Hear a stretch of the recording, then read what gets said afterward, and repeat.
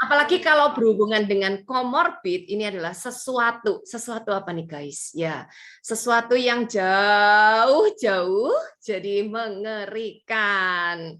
Indonesia memang hari ini sudah slowing down, di mana negara tetangga yang mau menganggap COVID-19 ini seperti flu biasa pada umumnya, ternyata mereka pun juga lagi meroket, lagi ganas-ganasnya ya, yang terinfeksi. Nah, mudah-mudahan meskipun berdekatan tidak menular.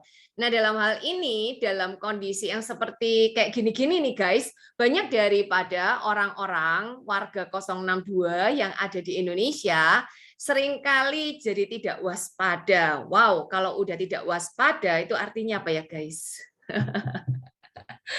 Artinya mudah banget jatuh ke dalam sesuatu yang semestinya tidak diperlukan.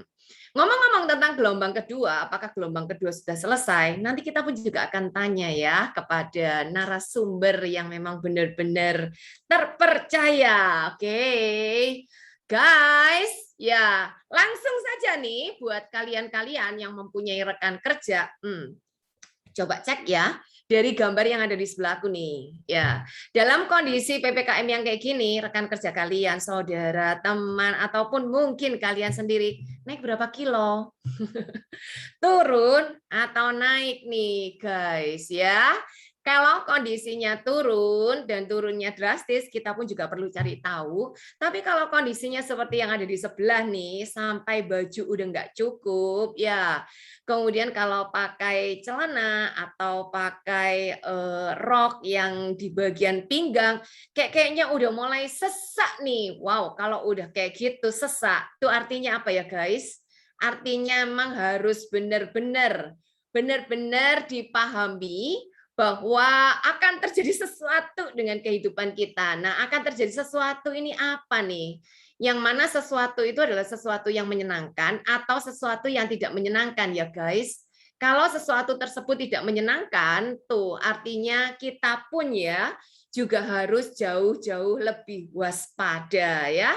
Karena kita maunya bukan hanya untuk hidup sekarang, tapi untuk juga ke depan-kedepannya. Baik, nah siapa nih narasumber kita pada pagi hari ini? Kayaknya nggak asing ya, karena beliaunya pun juga pernah mampir ya. Seorang milenial, wah ya. Tapi untuk masalah pengalamannya bukan satu gudang, tapi udah bergudang-gudang.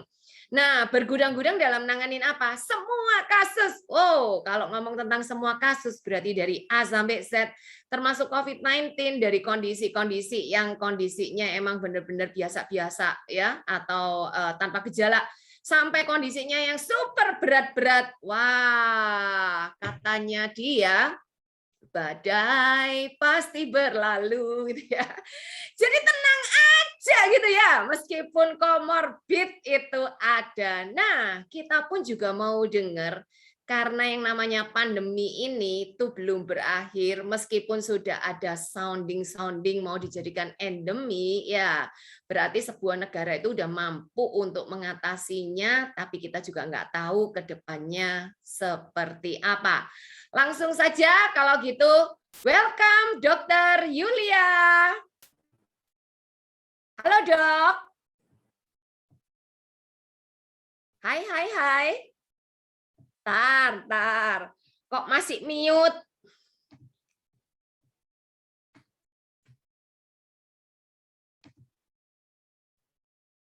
Oke. Halo, selamat pagi semuanya. Assalamualaikum warahmatullahi wabarakatuh. Waalaikumsalam. Pagi. Jos. Gimana kabarnya ini semuanya? Mudah-mudahan ya sehat-sehat aja ya. Udah mulai kalem kayaknya nih.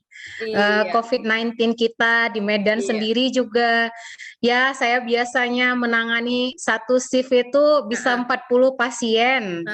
Sekarang satu pun susah. Udah nggak ketemu lagi. Wow, keren. Keren, betul. Mudah-mudahan ya seterusnya seperti itu, tapi jangan lalai ya. Yes, yes.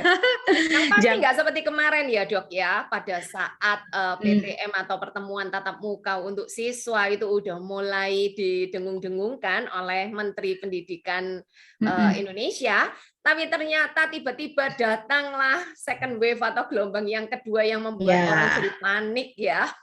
Ya, itu makanya jangan lalai dan jangan abai. Karena kelalaian dan keabaian itu menyebabkan semuanya jadi runyam, ya kan? Nanti muncul lagi second wave, muncul lagi nggak selesai-selesai urusannya gitu. Itu butuh kerjasama untuk semua masyarakat, ya. Iya, dok, ngobrol tentang second wave itu tadi. Emang yang namanya second wave udah selesai ya dok? Atau gimana nih? Kalau untuk sekarang ya namanya kan kasusnya udah melandai ya, udah mereda. Kita lihat juga dari kurva dari WHO dan juga dari Kementerian Kesehatan kan ada update ya setiap hari ya. Itu udah melandai kurvanya. Baik dari Pulau Jawa maupun dari Pulau Sumatera. Itu. Tapi ya. Tapi dalam kondisi yang seperti ini, kita pun juga masih tetap harus was-was ya, bukan hanya cuma waspada, tapi juga perlu was-was ya. Kalau ada sesuatu yang ada di samping ini, dok. Karena gini, Bu Anggrek, sekarang kita juga nggak tahu ya kenapa bisa melandai. Bisa jadi nih kemungkinannya. Yang pertama, masyarakat udah males berobat, gitu kan. Jadi ya mungkin mereka sakit gitu kan, tapi udah nggak dipikirin lagi. Kalaupun ada yang serangan sesak napas, ya akhirnya meninggal di rumah. Itu bisa jadi kayak gitu. Karena isu-isu di COVID kan tadi kan, padahal nggak benar seperti itu. Nggak ada di rumah sakit di COVID kan. Karena itu memang murni hasil pemeriksaan laboratorium. Itu yang pertama. Terus juga yang kedua, ya harapan kita memang karena proses vaksinasi tadi yang sudah mulai masif, jadi masyarakat yang terkena itu gejalanya ringan. Jadi tidak menyebabkan mereka sampai harus memeriksakan diri ke rumah sakit gitu.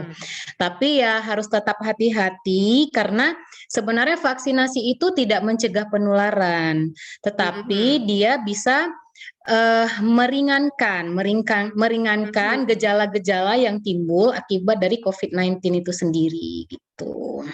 Oke, kalau gitu kita langsung aja ya dok ya, bahas tentang satu topik yaitu comorbid COVID, di mana kalau terjadi yang berikut-berikutnya, paling tidak buat mereka-mereka yang memiliki kasus yang seperti ini, meskipun sudah divaksin, itu berarti harus ada perubahan dalam hidupnya. Betul nggak dok seperti itu ya?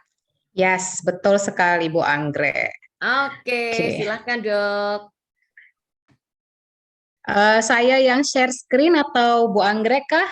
Boleh, dari sana juga boleh supaya lebih nyaman.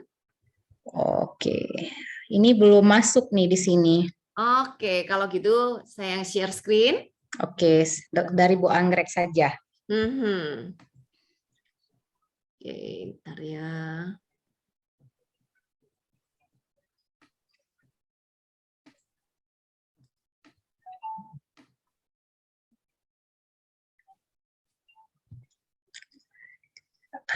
Halo, selamat pagi teman-teman. Nama saya Dr. Yulia Mucitasari. Saya dari Medan ya asalnya. Sekarang peringkat saya di Star Diamond. Oke, slide. Hari ini saya akan membawakan materi yang berjudul harus pede walaupun dengan komorbid ya. Selama pandemi harus tetap pede dan tidak mengurangi aktivitas kita, tidak perlu merasa cemas dan tidak perlu merasa takut. Oke, slide Bu Anggrek. Nah, Apa sih komorbid itu sebenarnya? Tadi kita sempat diskusi ya sama Bu Anggrek. Sebenarnya ada nggak sih komorbid pada misalnya penyakit DBD gitu kan? Atau komorbid pada penyakit tipes. Nah, sebenarnya komorbid ini pengertiannya sendiri adalah sebuah istilah kedokteran untuk penyakit penyerta selain penyakit utama yang sedang diderita. Biasanya ini terkait penyakit kronis. Jadi sebenarnya untuk pasien-pasien DBD, tipes, tetap bisa beserta dengan komorbid penyakit-penyakit dia yang terdahulu. Namun istilah dari komorbid itu sendiri tidak begitu populer karena penyakit DBD, penyakit tifus itu penularannya tidak seperti COVID-19. Nah, jadi tidak pernah diteliti bahwa ada komorbid-komorbid yang akan memperberat penyakit itu sendiri. Nah, komorbid ini rentan membuat kondisi kesehatan penderita ketika terkena suatu penyakit menjadi lebih rawan dan membutuhkan perawatan kesehatan yang lebih kompleks. Nah, itu rata-rata kita hadapi di rumah sakit itu pasien-pasien COVID dengan gejala sedang, dengan gejala berat, bahkan sampai ke kritis, itu adalah mereka-mereka yang memang memiliki komorbid. Ya, ini komorbid itu menjadi populer karena dikaitkan dengan virus COVID-19 yang saat ini menjadi problem kesehatan dunia karena tingginya angka penularannya. Sedangkan kematiannya sebenarnya tidak seheboh itu, tidak seperti SARS, tidak seperti MERS. Itu kan penyakit saluran nafas bagian bawah dan itu sangat mematikan. Tetapi penularannya tidak sebesar COVID-19 ini gitu sebenarnya teman-teman. Berarti penularan dari COVID-19 ini jauh lebih heboh, tapi untuk tingkat kematiannya jauh lebih rendah ya? Iya, benar sekali. Oke, slide. Nah, ini adalah data yang saya ambil dari website Kemenkes per tanggal 20 September hari ini. Hari ini itu terkonfirmasi ada 4.190.763 kasus baru dengan 140.468 kematian. Nah, apa saja sih yang menjadi gejala pada COVID-19? Nah, ini berdasarkan tabel yang sudah kita rangkum dari website Kemenkes tadi, ada batuk. Gejala batuk itu menduduki posisi paling dominan. Itu sebesar 64,5%. Disusul dengan riwayat demam, dan selanjutnya demam. Jadi pasien ini lebih banyak datang ke kita itu sudah selesai masa inkubasinya. Jadi dia sudah tidak demam lagi. Tapi pada saat kita anamnese, kita bertanya selalu ada riwayat demam. Apa itu seminggu sebelumnya atau itu beberapa hari sebelumnya, tetapi biasanya ada riwayat demam. Nah, setelah itu ada gejala demam, pilek, lemas, selanjutnya sampai mual ya, gejala pencernaan, diare, dan seterusnya ini yang 0%.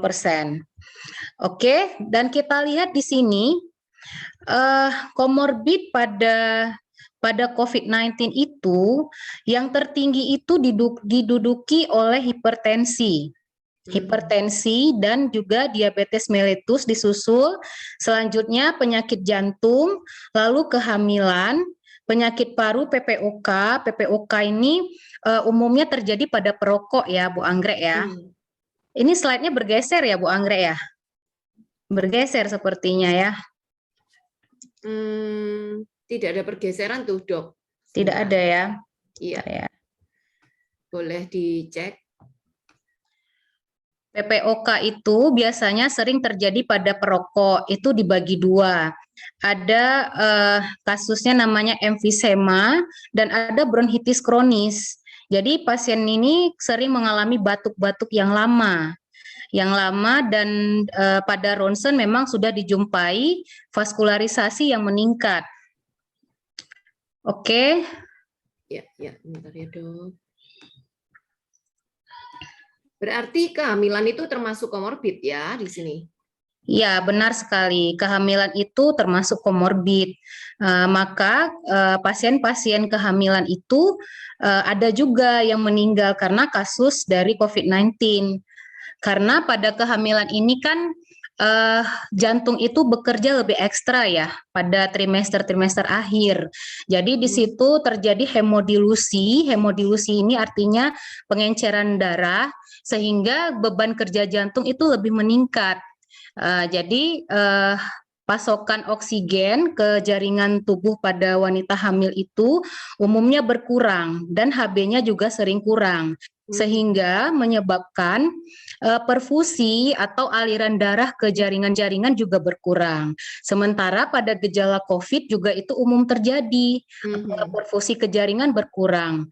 Jadi pada kehamilan itu dapat menyebabkan perberatan untuk kasus COVID-19. Nah, di sini kematian berdasarkan komorbid itu ya sepertinya ada yang hilang ini slide-nya. Ini yang slide yang ada di sini, grafiknya ini adalah total populasi komorbid pada COVID-19. Namun ada satu grafik lagi yang menggambarkan tentang kasus-kasus yang kematiannya pada komorbid. Itu sepertinya terhapus ininya slide-nya. Nah, ini ringkasannya. Ringkasan kematian berdasarkan komorbid. Slide-nya, Dok, atau dari ringkasannya ini udah bisa? Dari ringkasan ini mungkin nanti teman-teman bisa baca sendiri. Ini sumbernya sudah ada dari Pusdatin Kemenkes. Nanti bisa dilihat sendiri di Google. Nah, kematian berdasarkan komorbid itu yang pertama diduduki oleh diabetes mellitus itu 9,7%. Disusul oleh hipertensi itu sekitar 9,3%, termasuk stroke ini, penyakit cerebrovaskular, komplikasi dari hipertensi. Yang ketiga diduduki oleh penyakit jantung sebesar 4,8%, disusul seterusnya sampai nomor 12. Nah, ini coba diperhatikan, poin nomor 1, poin nomor 2, poin nomor 3, itu gerbangnya adalah obesitas. Nah, gerbangnya dari pola hidup yang tidak baik. Itu namanya modified lifestyle. Artinya faktor resiko yang dapat kita modifikasi, dapat kita hindari, dapat kita kontrol. Kecuali genetik ya. Kalau genetik itu bawaan, itu tidak dapat dikontrol. Namun dengan kebiasaan hidup yang lebih baik, itu penyakit-penyakit seperti ini sebenarnya bisa kita tahan laju perkembangannya. Oke, slide. Nah, ini lihat nih, makanannya fast food ya, teman-teman ya. Siapa di sini yang hobi makan fast food? Mungkin nanti teman-teman bisa mengukur berat badannya sendiri, diukur BMI-nya, Body Mass Index, untuk menentukan apakah teman-teman masuk ke dalam kategori obesitas atau tidak. Itu rumusnya, berat badan dalam kilogram dibagi tinggi badan dalam satuan meter ya, dikuadratkan. Nah, apabila hasilnya BMI di atas 30, itu dikatakan teman-teman sudah termasuk golongan obesitas. Obesitas beda ya dengan overweight. Kalau overweight itu kelebihan berat badan. Sedangkan obesitas itu sudah ada gangguan metabolik. Itu perbedaannya antara overweight dengan obesitas. Nah, ini saya akan selanjutnya menjelaskan tentang kenapa sih gitu. Obesitas mencetuskan ketiga penyakit-penyakit tadi yang menduduki peringkat paling atas di komorbid tadi. Saya akan membahas berkaitan dengan diabetes mellitus sebagai komorbid yang paling tinggi menyebabkan kematian. Nah, pada pasien obesitas, ini obesitas kegemukan ya. Itu terjadi pemecahan menjadi leptin. Leptin ini artinya lemak ya, lemak. Jadi lemaknya yang tinggi di darah itu akan menyebabkan resistensi insulin. Resistensi insulin ini artinya insulin ini sudah tidak mampu lagi mengenal gula karena banyaknya lemak tadi gitu.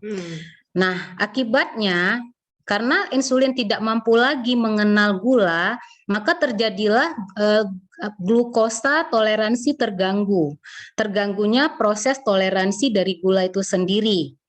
Akhirnya terjadi retensi. Retensi ini hormon insulin tadi kan yang menetralkan gula itu hormon insulin ya teman-teman ya. Ditahan dia. Ditahan, tidak bisa dikeluarkan dari beta pankreas. Dan akhirnya terjadi gangguan pengeluaran dari insulin itu sendiri. Akhirnya apa teman-teman? Nah, gula yang kita makan seperti nasi, seperti roti, itu beredar bebas di darah. Tidak bisa dimasukkan ke dalam beta pankreas. Terjadilah diabetes. Kita cek darah, kita cek gula, ternyata gulanya tinggi. Gula postprandialnya setelah makan 2 jam tinggi. Terjadilah hiperglikemi. Hiperglikemi ini gulanya meningkat tinggi di darah di atas 200 mg per desiliter. Nah, akhirnya darah tadi itu mengalami pengentalan. Darah yang harusnya berikatan dengan oksigen, berikatan dengan gula. Gula ini jahat loh teman-teman. Makanya kita harus mengurangi penggunaan gula pasir ya khususnya ya. Karena kalau dia sudah tinggi di darah kita yang seharusnya mengikat oksigen akhirnya mengikat gula. Maka terjadilah sirkulasi menurun. Ini komplikasinya berat apabila dia ke kaki itu kan end organ ya, organ akhir yang paling bawah. Maka dia menyebabkan kebusukan. Karena oksigen tadi tidak sampai ke kakinya. Kalau dia ke ginjal, iya, kental karena dia berikatan dengan gula, bukan berikatan dengan oksigen. Sementara seluruh tubuh kita butuh oksigen untuk melakukan proses metabolisme. Oke, akhirnya sirkulasi juga terganggu, maka menyebabkan komplikasi pada pasien diabetes. Iya, oke. Jadi nih, Dok, nanya langsung. Artinya kekentalan darah terjadi karena memang bermasalah pada organ pankreasnya yang tidak bisa menghasilkan insulin ya salah satunya ya. Pankreas tetap bisa menghasilkan insulin, tetapi gangguan sekresi artinya dia tidak bisa mengeluarkan insulin. Tidak bisa mengeluarkan insulin. Tidak bisa mengeluarkan insulin. Nah, ditahan. Tidak bisa mengeluarkan insulin atau retensi ini tadi itu disebabkan karena obesitas alias insulin itu tidak bisa mengenali ya. Ya, tidak karena bisa mengenali. Lemak gitu ceritanya ya. Iya, benar sekali Bu Anggrek.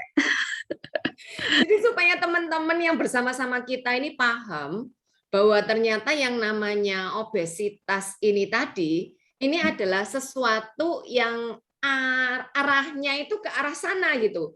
Sampai kenapa bisa diabetes, sampai kenapa bisa terjadi komplikasi dan lain sebagainya. Berarti obesitas ini biangnya ya, Dok ya? Iya, benar. Benar sekali. Ini biang keroknya ini, biang obesitas. Ini jadi langsung ada yang nanya nih, Dok. Mau minta diulangi, apa bedanya antara kegemukan dengan obesitas? Overweight dengan obesitas. Overweight itu dia udah kelebihan berat badan. Tapi kalau obesitas itu sudah mulai mengganggu proses metabolisme. Itu bedanya. Jadi sebelum masuk ke fase obesitas, kalau sudah overweight harus cepat-cepat dikontrol, harus cepat-cepat diperhatikan gitu. Ya. Memang Dok, apakah ada kecenderungan dalam kondisi PPKM yang seperti ini, itu rata-rata orang naik ya berat badannya, Dok? Iya, itu makanya nanti ada di pedoman dari Kemenkes yang saya share tadi, Bu Anggrek. Itu dikatakan bahwa harus olahraga minimal 30 menit per hari dengan olahraga yang densitas sedang atau ringan gitu, tidak perlu olahraga berat. Itu. Terus hindari makan cemilan. Jadi dari makan siang ke makan malam itu tidak dibenarkan cemilan. Kita menyediakan air putih dan juga buah-buahan itu lebih baik. Oke, makan siang ke makan malam no ngemil ya guys. No ngemil, betul sekali. Jadi kalau makan pagi ke makan siang masih boleh ngemil artinya ya dok?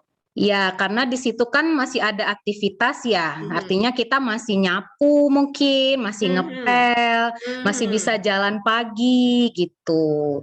Jadi di situ kita masih boleh makan, tapi tetap harus diperhatikan. Cemilannya kalau bisa jangan yang mengandung gula tinggi atau lemak tinggi kayak seperti ibu yang di gambar ini gitu. Itu udah makannya fast food, minumnya soda, kelop ceritanya ya. Kelop ceritanya tuh. Oke, Dok, ini banyak pertanyaan, tapi saya stop pertanyaan dulu ya guys, gak jawab. Iya. Kita akan selesaikan apa yang harus kita selesaikan. Karena memang kasus ini bukanlah kasus yang tiba-tiba jadi favorit dalam kondisi COVID-19, tapi sebelum-sebelumnya pun kasus ini juga sudah banyak sekali terjadi pada masyarakat, benar ya dok ya? Ya benar sekali. Kalau kata Ko Joni itu sindrom Melafit, melar pasca COVID. Nah, ini masih ada slide-nya di bawah. Maka, kenapa menjadi komorbid pembunuh nomor 1? Karena pasien-pasien obesitas ini terjadi peradangan kronis di seluruh tubuhnya. Kalau overweight tadi kan belum kronis ya, masih proses. Tapi kalau sudah obesitas, sudah terjadi peradangan kronis di seluruh tubuhnya. Kebayang nggak sih, itu sel-sel darah putih kita itu yang harusnya mau berperang sama virus COVID, akhirnya sibuk berperang dengan tubuh kita sendiri. Gitu, karena udah radang di mana-mana kan. Jadi di sini radang, di situ radang, di hati juga radang, udah perlemakan hati. Akhirnya dia sibuk memperbaiki itu. Akhirnya imunitasnya begitu COVID masuk menjadi lemah gitu. Satu lagi, pada pasien obesitas terjadi penumpukan jaringan lemak atau adipos di rongga dadanya. Sehingga itu sangat menghalangi kemampuan paru untuk mengembang.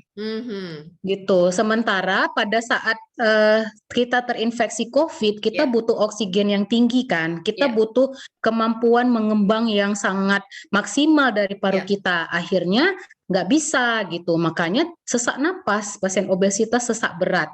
Akhirnya kebanyakan masuk ICU lalu meninggal gitu. Apakah itu seperti kalau wanita udah hamil tua? Sehingga kayaknya itu udah kayak apa ya, di bagian paru-parunya itu space-nya itu udah kecil sehingga nafasnya pun juga sesak gitu, dok. Jadi si lemak itu juga dorong paru-paru sehingga yang terjadi juga sesak gitu. Kalau pada wanita hamil yang tadi saya jelaskan, karena memang dia telah terjadi hemodilusi, jadi kemampuan jantungnya itu lebih ekstra bekerja di trimester akhir. Jadi dia kan butuh oksigen tinggi, ditambah dia mungkin mengalami kebutuhan oksigen yang tinggi juga karena terinfeksi COVID tadi. Akhirnya sering terjadi tuh pada saat dia udah mendekati mau melahirkan, atau justru pada saat mengedar itu dia meninggal di meja gitu. Makanya harus benar-benar menjaga stamina untuk para wanita hamil, karena saya lumayan banyak ketemu kasusnya ini Bu Anggrek. Oke, dilanjut dulu dok. Siap. Next ya. Iya.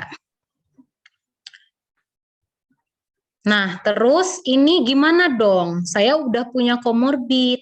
Apa saya harus panik? Apa saya harus khawatir gitu kan? Ya jangan. Alhamdulillah kan teman-teman itu udah kenal sama HDI gitu kan. Nah, kita tuh ada prinsipnya cegah sebelum sakit dan tetap waspada kalau muncul gejala. Nah, bagaimana sih kalau cegah sebelum sakit itu? Itu kita melakukan namanya gerakan 3M. Yang pertama mencuci tangan, yang kedua menggunakan masker, dan yang ketiga tetap menjaga jarak, itu minimal 1 meter. Dan tetap lakukan vaksinasi ya, jangan ada yang anti vaksin di sini mudah-mudahan. Jangan khawatir, karena pada saat divaksinasi itu tenaga medis itu selalu mengecek kondisi pada saat teman-teman akan divaksin. Kalau pada saat itu kondisinya tidak baik, tidak fit, tensinya sedang tinggi, itu pasti tidak dilakukan vaksin. Nah, selanjutnya ini ada saran-saran dari Kemenkes, protap ya, ini dibilang ya, protap untuk mencegah COVID-19. Meningkatkan daya tahan tubuh dengan menerapkan pola hidup bersih dan sehat atau PHBS. Yang pertama, konsumsi gizi seimbang. Bukan gula yang tinggi ya, gizi seimbang. Jadi kan Bu Anggrek, kemarin aku ketemu pasien tuh. Terus dia bilang, aku takut kalau nggak makan banyak. Soalnya katanya orang COVID itu harus banyak makan katanya. Selama pandemi itu harus banyak makan gitu. Biar nggak terinfeksi COVID gitu ya? Biar nggak terinfeksi COVID. Jadi saya bingung, sedangkan obesitas itu faktor komorbid untuk COVID. Jadi akhirnya kita menjelaskan, kita edukasi pada pasien. Bukan banyak makan, tetapi konsumsilah gizi yang seimbang. Gitu. Artinya 4 sehat, 5 sempurna. Susu pun tidak boleh lebih dari satu kali per hari, karena itu juga meningkatkan resiko COVID-19, obesitas. Itu. Nah, yang kedua, lakukan aktivitas fisik minimal 30 menit sehari. Ini aktivitas fisik yang ringan ke sedang. Lalu istirahat yang cukup dan pemanfaatan kesehatan tradisional. Ini tanaman obat keluarga atau toga dan akupressure. Mungkin Bu Anggrek bisa tampilkan ya yang slide tadi ya, yang kedua, atau nanti aja ya tambahan ya. Mungkin ada teman-teman yang nanya nih, gimana sih pemanfaatan kesehatan tradisional tanaman obat toga dan akupressure, nanti mungkin bisa kita tampilkan. Nah, yang kedua gimana sih kalau saya udah terinfeksi gitu ya? Kontrol komorbidnya dengan baik. Jadi misalnya teman-teman punya diabetes, maka kontrollah gulanya. Perhatikan dietnya. Jangan lagi makan gula yang banyak. Gula pasir, nasi putih itu mengandung gula yang tinggi. Yang kedua, perhatikan gejala COVID-19 tadi yang sudah kita sebutkan di grafik. Kalau sudah ada batuk, sudah ada meriang sedikit saja, aware, hati-hati. Jangan kita biarkan, saya flu biasa nih gitu. Saya batuk biasa nih, jangan seperti itu karena kita sedang pandemi. Maka kita harus persiapkan diri ke arah sana. Caranya gimana? Kita minum imun booster. Minum imun booster, istirahat cukup, jangan dibawa dulu aktivitas berat. Ya, diperhatikan karena banyak juga kasus di lapangan mual, dia muncul gejala mual. Enggak bukan COVID ini, COVID itu batuk katanya gitu kan. Demam, batuk ini, flu gitu kan. Padahal tadi ada loh di grafik itu mual, diare, gejala pencernaan. Tetap hati-hati. Akhirnya apa? Pasien yang gejala mual, yang gejala diare, datang 3 minggu kemudian sudah sesak nafas, udah saturasi 50. Waduh. Nah, itu kita tidak bisa lagi berbuat apa-apa selain banyak berdoa, terus masukkan ke ICU. Itu aja yang bisa dilakukan. Padahal cuman bermula dari gejala yang sangat ringan ya, Dok? Iya, benar sekali. Cuman mual, cuman diare. Diare juga cuman 2 kali, 3 kali. Tapi itu abai kan, abai dengan gejala-gejala tadi, akhirnya karena komorbidnya jatuh ke kondisi yang berat. Gitu. Nah, yang ketiga, pastikan memiliki alat pulse oximetry. Itu yang kita pasang di ujung jari untuk mengukur kadar oksigen di tubuh kita. Itu wajib kita sediakan di rumah. Nah, saturasi oksigen yang normal itu adalah rentang 95 sampai 100%. Kalau sudah di bawah itu, segera datang ke rumah sakit karena sudah kondisi warning, sudah di abu-abu gitu. Oke, lanjut Bu Anggrek. Tuh, abai berarti berakibat fatal ya. Jangan sepele dengan gejala ringan untuk pasien-pasien komorbid. Apalagi dalam kondisi pandemi yang kayak gini ya dok ya, beda ya dengan Iya. kalau sebelum pandemi kan paling cuman minum apalah ya, sesuatu yang anget-anget atau apa gitu ya dok ya. Iya, benar sekali. Makanya kita udah nggak harus takut ya sebenarnya. Yang penting harus aware aja. Kalau kayak saya tuh, saya sediakan memang Propoelix. Jadi begitu udah muncul nyeri tenggorokan, saya akan tekan dosis untuk kebutuhan sakit. Kalau saya sehat, saya rutin Propoelix-nya pagi dan malam saja. Tapi kalau saya dalam kondisi sakit, nyeri tenggorokan aja atau baru meriang saja, itu saya sudah tekan dosis sakit gitu. Oke, lanjut Bu Anggrek. Nah, ini saya yang sedang bertugas dalam balutan baju astronot. Jadi prinsipnya yang pertama, kita itu harus tawakal sama Tuhan ya, karena Tuhanlah yang menentukan semuanya. Memang Tuhan yang menentukan ajal kita, memang Tuhan yang menentukan kita akan sakit. Tetapi kita harus berusaha. Kita harus punya effort untuk menjaga diri kita. Nah, itu gimana sih caranya? Yang tadi yang saya sebutkan. Persiapkan diri, jangan abai, dan yakin pada diri kita bahwa kita mampu melewati penyakit ini. Mampu daya tahan tubuh kita melawan penyakit ini. Usaha kita apa? Saya minum Propoelix itu setiap hari. Dan selalu bahagia ya, berpikir positif dalam diri ini. Karena pengalaman saya pribadi nih ya, saya pribadi bulan 11 tahun 2020 itu saya kena COVID. Saya kena COVID di Cirebon. Waktu itu saya nggak punya keluarga, saya nggak punya siapa-siapa di sana, sedang ikut bertugas di Cirebon. Nah, gejala yang saya rasakan itu saya batuk, saya demam, saya mual, terus saya BAB sampai berdarah, dan akhirnya saya sesak napas. Saya tes saturasi saya 81 waktu itu. Lantas saya berpikir, mungkin saya sudah mau mati, karena waktu itu saya belum seperti ini gitu dengan produk HDI. Saya masih berpikir, ini Clover Honey biasa, ini Propoelix biasa gitu, sama dengan vitamin lain. Itu yang saya pikirkan waktu itu. Dan memang pandemi masih baru ya, jadi kita yang tenaga medis semuanya masih pada panik gitu ya. Akhirnya saturasi 81 loh teman-teman. Jadi saya coba tenangkan diri, terus saya nggak mau panik karena saya punya anak kecil banyak. Waktu itu saya masih nyusui juga, anak saya ada 4 orang. Jadi saya cuma berpikir aku nggak boleh masuk rumah sakit, karena kalau aku masuk rumah sakit, anak-anakku sama siapa gitu kan. Akhirnya aku nenangkan diri, terus aku baca Quran, nggak reda juga gitu kan, malah sampai tangannya pucat pasi, terus berkeringat, terus kebas. Ini wajah-wajah saya tuh kebas semuanya. Akhirnya saya memutuskan ke rumah sakit, saya titip anak ke tetangga. Di rumah sakit saya lebih tenang, dicek saturasi saya 97. Jadi bukan dari paru asalnya.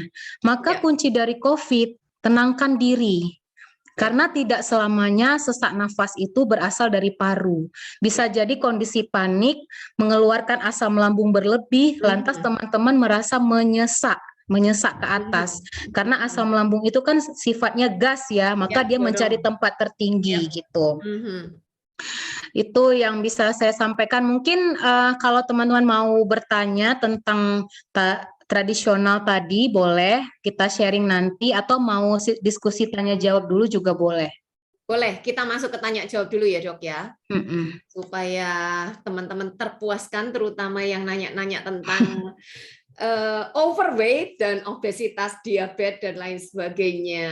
Oke, nah di sini ada pertanyaan dari obesitas setelah menderita diabetes. Rata-rata penderita diabetes malah jadi kurus dok. Ya, karena penderita diabetes itu kan sudah saya sampaikan tadi bahwa karena insulin tadi tidak bisa keluar dari beta pankreas dan dia gagal mengenal gula tadi untuk berikatan, akhirnya gula tadi itu beredar di darah. beredar di darah, dan akhirnya dia keluar, dia karena sifat gula ini kan menarik air ya, menarik air. Jadi dia keluar dari ginjal kita, keluar bersama urin. Makanya gejala orang diabetes itu poliuri. Poliuri itu artinya banyak kencing. Nah, jadi makanan tadi, sari-sari makanan tadi kan tidak bisa masuk ke selnya, hanya beredar di pembuluh darah saja.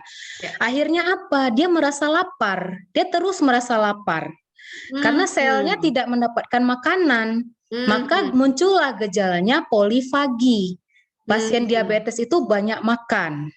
Banyak makan, banyak kencing. Akhirnya apa? Karena dia banyak kencing, juga dia terus haus, minum terus. Maka 3 trias diabetes. Hati-hati, polifagi, polidipsi, banyak minum, dan poliuri, banyak kencing. Nah, sel tadi tidak dapat makanan karena tidak bisa masuk. Akhirnya gagal memetabolisme, maka pasien itu mengalami kurus. Itu masa ototnya hilang karena tidak mendapatkan makanan. Gitu. Ya. Meskipun banyak makan, tapi faktanya makanannya istilahnya enggak keluar semuanya. Iya, seperti lewat gitu aja langsung digelontor gitu ya, Dok ya. Iya. Ya. Nih ada yang ngomong, selamat malam dokter. Dokternya nggak terima selamat malam, dokternya terima selamat pagi. Ya. Kalau sama saya pagi terus. Meskipun di rumah sakit kalau malam-malam juga selamat pagi, Dok. Pagi terus pokoknya. Izin bertanya untuk pasien diabetes mellitus dengan komplikasi stroke, apakah pengaruh dari DM yang membuat stroke? Nah, ini berarti kan tadi ujung-ujungnya terakhir ke arah komplikasi gitu ya, Dok ya? Ya, memang itu berhubungan karena kan tadi masalah viskositas ya. Viskositas itu kekentalan darah. Nah, salah satu dari faktor resiko stroke itu adalah kekentalan darah. Gitu, karena kental darah terjadi penggumpalan, maka dia kemana-mana penggumpalan tadi. Kalau dia nyangkutnya di otak, wes jadinya stroke. Kalau dia nyangkutnya di jantung, wes jadinya penyakit jantung koroner, sudden death. Gitu. Jadi emang berhubungan. Kalau pengentalan darah bisa nyangkut di mana, Dok? Nggak bisa nyangkut di kantong ya, Dok ya? Supaya teman-teman paham bahwa semestinya itu bermula dari sesuatu yang sama, cuman karena nyangkutnya pada titik-titik tertentu, akhirnya itu jadi masalah yang sangat besar. Dan kenapa kok harus minum pengencer darah lah, kenapa kok harus minum ini, dan lain sebagainya, supaya teman-teman nanti juga bisa paham gitu, Dok. Silakan, Dok. Nah, jadi tuh kan awalnya dari obesitas tuh yang kayak orang yang di sebelah Bu Anggrek sama di sebelah aku itu. Jadi kan lemak dia itu di mana-mana loh, teman-teman loh. Nggak cuman di pembuluh darah di beta pankreas aja, nggak cuman di rongga dada aja. Ya dia bisa nyangkut di mana aja. Kalau dia nyangkutnya di pembuluh darah jantung, itulah jadinya penyakit jantung koroner. Kalau dia menyangkutnya itu di kepala, di otak kita, tergantung lokasinya di mana, maka dia menjadi stroke atau jadi arteri vena malformation. Atau kalau dia nyangkutnya di kaki, itu jadinya deep vein thrombosis. Jadi trombus dia di vena dalam itu di kaki itu nyeri banget itu. Nyeri banget kakinya, dan itu obatnya pengencer darah. Jadi tergantung dia nyangkutnya di mana. Kalau lama-lama dia nyangkutnya ke ginjal, itulah jadinya dia gagal ginjal. Nah, kalau dia nyangkutnya di hati, jadilah dia perlemakan hati. Tapi kan di hati pembuluh darahnya tidak sesempit di otak dan di jantung. Kalau di hati banyak cabang vena portanya, jadi tidak ada serangan gagal hati, itu nggak ada. Beda dengan serangan stroke, dengan serangan jantung, karena pembuluh darah di otak sama di jantung tuh kecil-kecil. Jadi kalau di pembuluh darah atau di diameternya yang kecil itu tadi, itu yang memang jadi masalah yang seketika bisa terjadi sesuatu gitu ya dok ya. Iya, nama tapi istilahnya kalau darahnya iskemik. gede itu kadang-kadang nggak langsung dirasakan, tapi Nggak udah mulai langsung. kayak ada sesuatu yang nggak nyaman, kok gampang capek, Mm-mm. kemudian gampang nyeri-nyeri gitu ya. Terus dok, Iya, betul. kalau untuk yang suka kayak kesemutan nih dok, misalkan di daerah tangan, itu apakah juga ada pengentalan darah yang nyangkut di pembuluh darah daerah sana nih dok? Ya, bisa jadi karena pada pasien diabetes itu memang komplikasinya seluruh tubuh ya teman-teman. Karena kan dia dimanapun itu gula pasti berikatan dengan darah kita tadi. Jadi darah kita itu gagal membawa Ya, itu oksigen ke dicatat. seluruh tubuh. Nah, kalau yang kebas-kebas itu kan biasanya di daerah end organ. Artinya end organ ini yang ujung-ujung, kayak Ujung-ujung. jari kaki, kayak ini tangan, ya kan, jari tangan, semutan. Nah, itu komplikasinya sudah ke saraf, namanya neuropati.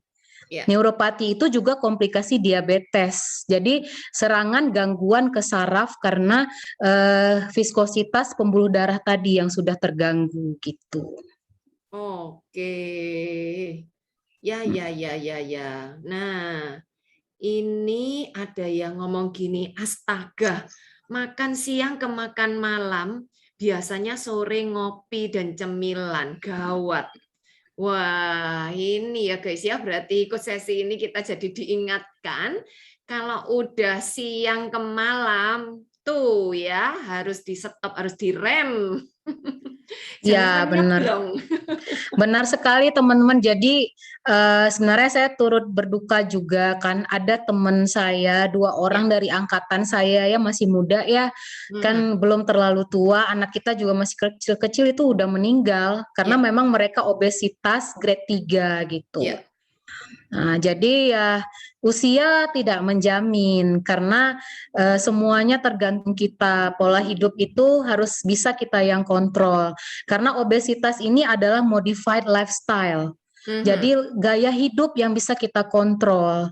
Jadi itu memang kemauan kita, gimana kita mau berjuang untuk melawan zona nyaman Nah, tadi, itu gitu. dia. Berarti karena kelakuan kita sendiri yang harus memakan hasilnya ya dok ya. Sehingga kalau memang kita tahu tuh ujung-ujungnya kayak gitu, berarti kita pun juga harus fight juga. Iya, benar sekali harus Melawan hawa fight. nafsu ya. Dok, tadi ngomong tentang obesitas grade 3. Kayak apa nih ya obesitas grade 3 itu ya? Nah, obesitas itu ada grade 1 sampai grade 3, itu pengukurannya berdasarkan body mass index. Nanti teman-teman boleh wapri aku atau wapri Bu Bu Anggrek. Gimana sih hitung body mass index tadi Bu Anggrek? Iya. Tahu nggak? Udah tadi ya?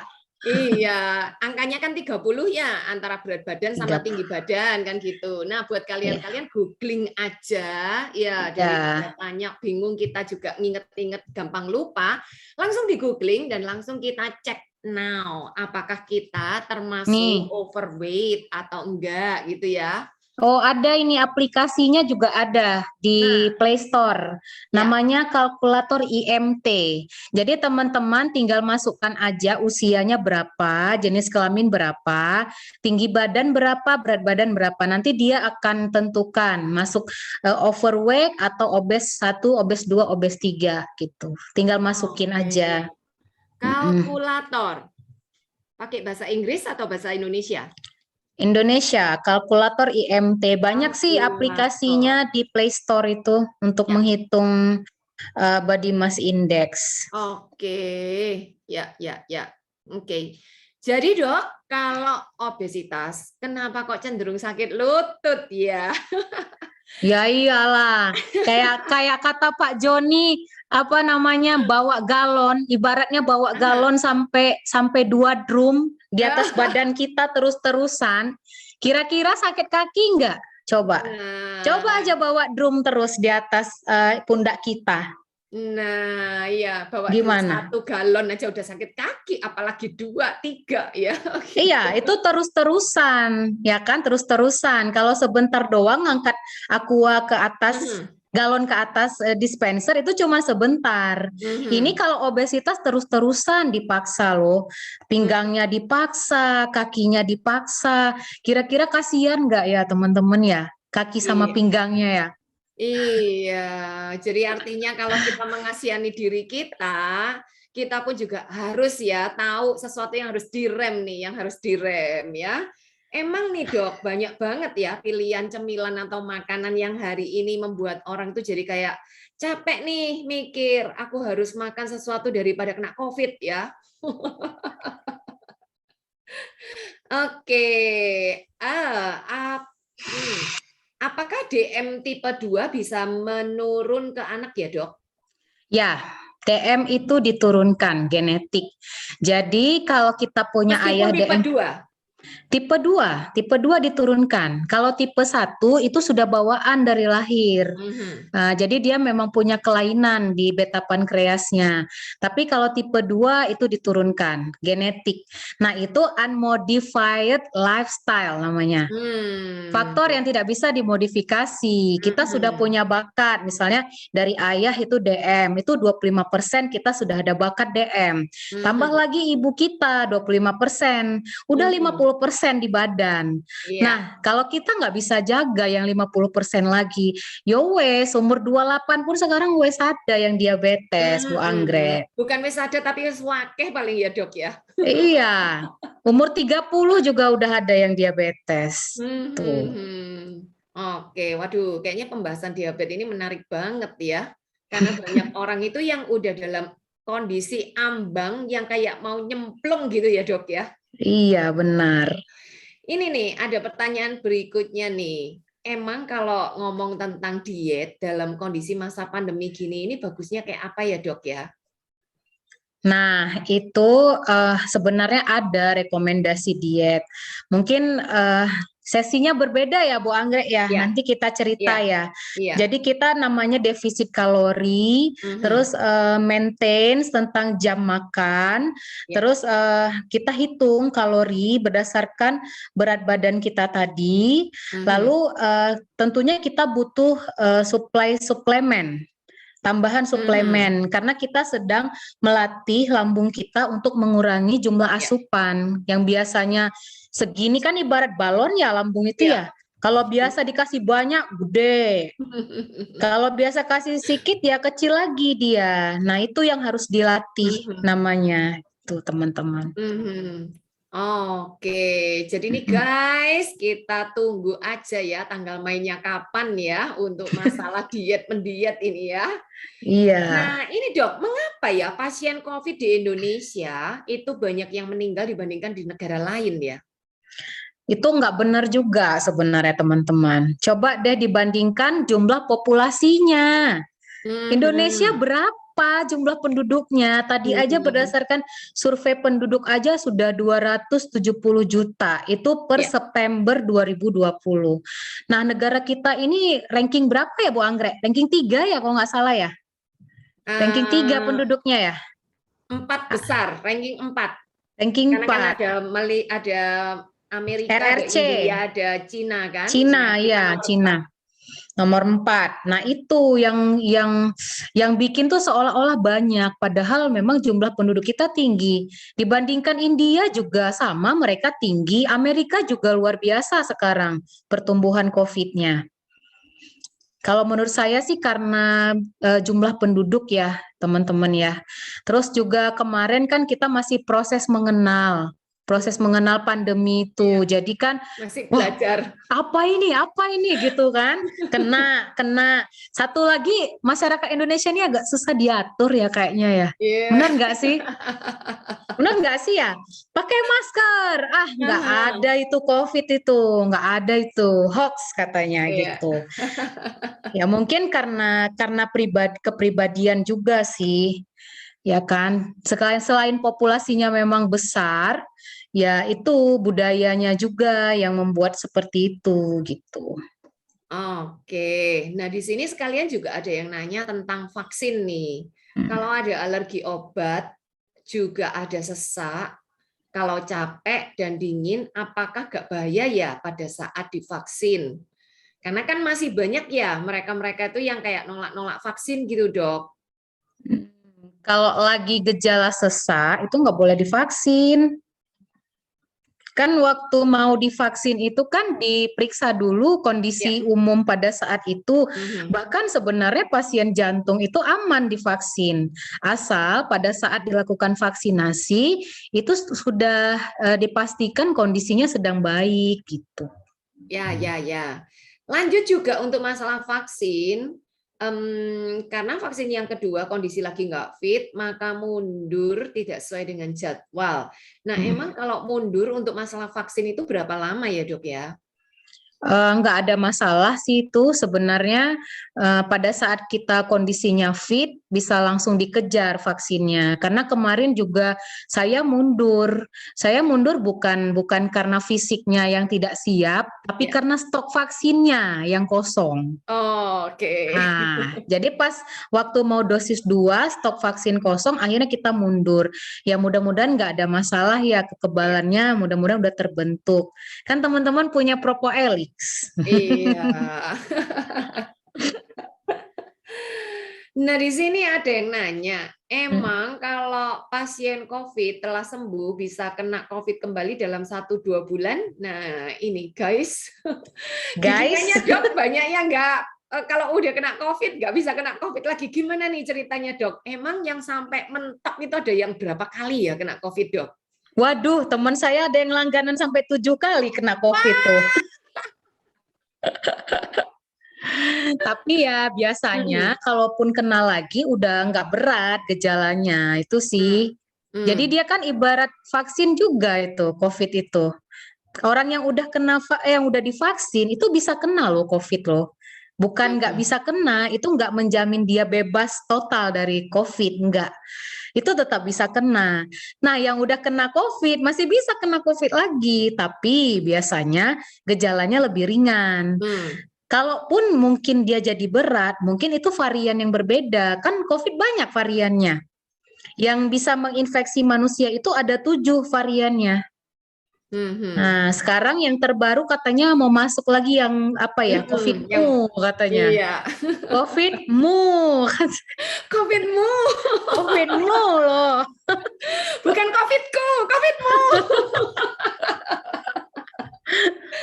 Loh, Dok, itu yang 7 kali kena COVID. Emang kalau dilihat dari pada saat dia kena pertama, kemudian kena kedua, kena ketiga, kena keempat, sampai kena yang terakhir-terakhir, emang dia semakin lebih kayak lebih kuat gitu atau gimana ya?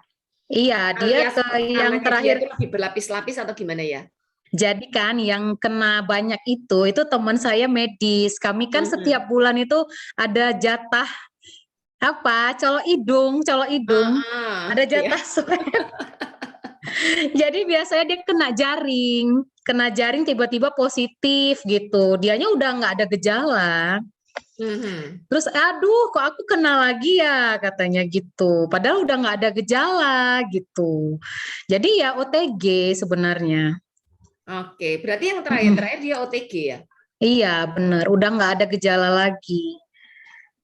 Oke. Nah, tadi kan dokter sempat ngomong kalau kondisinya nggak apa-apa, belum jatuh sakit, konsumsi Propoeliknya kan 2 kali 1 pagi sama malam nih. Tapi kalau udah dalam kondisi saat sakit nih, Dok, gimana nih? Nah, itu aku kan punya banyak pasien ya yang memang COVID gitu kan. Ya. Jadi kalau dia orang yang belum pernah minum Propoelik sama sekali, artinya baru kenal ya. Itu aku langsung ngegas 3 kali 3. Untuk ngejar daya tahan tubuhnya. Jadi satu paket power set itu habis 2 minggu sama dia tuh. Tapi kalau dia sudah memang rutin konsumsi Propoelix 3 kali 2 cukup. Royal Jelly juga butuh ya kalau untuk pasien COVID ya. Kalau saya sih nganjurin power set kalau untuk lagi kena COVID gitu, lagi serangan COVID. Karena fungsi dari 4 produk ini beda-beda teman-teman. Iya. Oke. Artinya kalau mereka-mereka yang belum kenal dengan HDI, itu berarti sebelumnya itu kayak nggak ada akumulasi imun boosternya gitu ya, Dok ya. Iya. Berarti emang harus benar-benar kayak dikasih sesuatu yang banyak, digelontor yang banyak, bukan malah apa ya, karena kalau udah sakit kan kadang-kadang mereka belum kenal, kita harus pelan-pelan mulai dari sedikit-sedikit gitu. Gimana dok kalau pengalamannya dokter? Karena kan kemarin dokter Eva juga pernah sharing kan, kebetulan kan beliau memang konsultan ya, konsultan produk HDI. Kalau saya kan bukan nih, saya otodidak, baca-baca sendiri kan. Katanya kalau misalnya pasien yang udah terbiasa konsumsi Propoelix, itu imunitasnya sudah terbentuk. Yang 3 bulan rutin minum itu, CD4-nya, CD8-nya, limfosit T, limfosit B, makrofag, natural killer, semuanya udah terbentuk. Dan dia memang sudah ada penelitiannya, itu kadarnya sudah tinggi di badannya. Jadi pada saat dia terkena COVID, ya kita mungkin tinggal nambahkan sedikit aja dosisnya dari orang normal gitu. Beda sama orang yang sama sekali belum pernah ngeboost imunnya. Jadi kita sekali ngebom itu harus gede gitu dosisnya. Oke, ya. Nih juga ada pertanyaan, saya masih ikut KB suntik yang 3 bulan. Apakah itu pengaruh ke obesitas secara hormonal ya dok ya? Iya, itu pengaruh sih, tapi ya dibantu kontrol aja makanannya. Ya mudah-mudahan nggak apa-apa kan kalau misalnya masih KB seperti itu. Tapi kalau memang gemuk mungkin nggak cocok ya ke badannya, bisa di switch, kan ada pilihan terapi KB yang lain. Misalnya implan atau spiral bisa gitu. Kalau saran saya coba switch atau ke KB pil gitu. Coba switch ke yang lain. Ya, jadi maksudnya kita pun juga perlu mempelajari macam-macam KB itu seperti apa dan resikonya sampai sejauh mana. Apakah tubuh kita itu bisa menerima dengan baik apa enggak. Kalau emang ke depannya itu kira-kira efeknya dari KB yang sebelumnya itu membawa kita itu pada hal-hal yang tidak menyenangkan, itu kita perlu ya untuk berubah ya dok ya. Anda harus melanjutkan apa yang udah disarankan di awal-awal kan dok? Iya, coba konsultasi ke dokter kandungannya. Coba sampaikan, dok, saya gendut nih, pakai ini dok. Daripada nanti sendi-sendi saya sakit semua, coba apakah ada alternatif lain gitu. Kan bisa dikonsultasikan, karena kalau masalah seperti itu harus personal ya ngobrol sama dokternya kan. Karena saya nggak mengikuti riwayat penyakitnya. Mbak gitu kan, jadi harus ke dokter yang megang mbaknya dari pertama. Oke, nah ini pertanyaan 2 tapi bisa dijadikan 1. Apakah apakah yang sudah COVID harus divaksin, dan emang yang namanya vaksin menjamin terbentuknya antibodi untuk mencegah COVID ya? Yang pertama jawabannya iya, karena titer antibodi orang yang sudah terkena COVID itu setelah 3 bulan dia akan menghilang, jadi dia tetap harus divaksin. Iya. Nah, yang kedua apa tadi pertanyaannya Bu Anggrek? Yang kedua tentang terbentuknya antibodi. Apakah vaksin itu menggaranti terbentuknya antibodi? Jawabannya, kalau vaksin itu kan sebenarnya virus yang dilemahkan itu. Virus yang dilemahkan dimasukkan ke tubuh kita dengan tujuan supaya tubuh kita mengenal, wow, ini dia si virus COVID. Jadi kita itu membentuk kode-kode genetik dari COVID itu sendiri. Jadi sebenarnya jawabannya iya. Dia akan terbentuk antibodi dari tubuh kita. Makanya itu terbukti sekarang pasien-pasien COVID itu sudah jauh menurun mengunjungi fasilitas kesehatan, karena mereka pun yang mungkin terinfeksi itu udah nggak berat gejalanya, sudah ringan. Ya.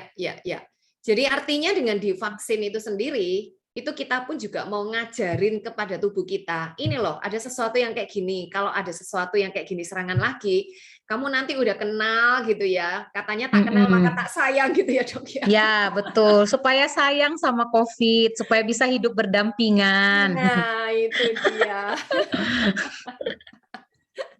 Jadi pada dasarnya kita bukan melawan COVID, tapi kita mau hidup berdampingan supaya COVID-nya nggak semakin serem, tapi COVID-nya semakin melunak karena kita bersahabat dengan COVID, gitu ya dok ya. Nah ini dok, dari Kak Mariska Simatupang yang menanyakan, malam dok, mama saya, oh iya pagi.